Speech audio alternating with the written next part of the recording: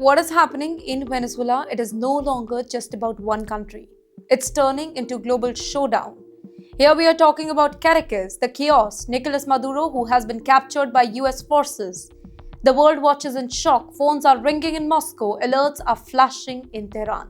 And all of a sudden, the crisis spreads far beyond Latin America. You're watching Times XP. This is Dhriti Yatri and enters Russia. Moscow moves fast. Direct contact with Venezuela's leadership, solidarity pledged. A warning issued that this is armed aggression and we condemned it. Let me translate this for you. We are watching, don't cross the line here. Then comes Iran, not holding back either, not just words, a sharp warning.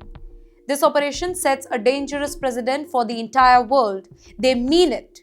This is not just Venezuela, this is sovereignty versus global power play. And in the meantime, Donald Trump also speaks. Air Force One, Mar-a-Lago. No diplomacy, no soft words. Washington will shape Venezuela's political future. Trump is very clear. He says that we are in charge here. No twisted words, but here is the twist. Russia and Iran, they are not backing down either. They see this as a test. Well, a test of international order, rule, and who can push who around. Can you think about that? A rapid US strike in Latin America all of a sudden draws two major global powers into a standoff. This isn't just about Maduro, it's about who controls countries, who controls the oil, who controls the influence here. But let me tell you why this is so dangerous. So the US shows that it can strike fast. Russia signals that it won't be ignored.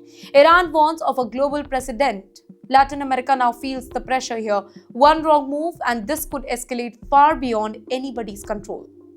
Here's what you need to watch next. Will Russia really intervene more directly? Will Iran strengthen ties with Venezuela? Will Washington double down and risk a bigger conflict? Now, this is not just politics. This is geopolitics on fire. Energy, power, influence, all at stake. And right now, Venezuela is the spark here. Well, the world is holding its breath. This standoff is only getting started.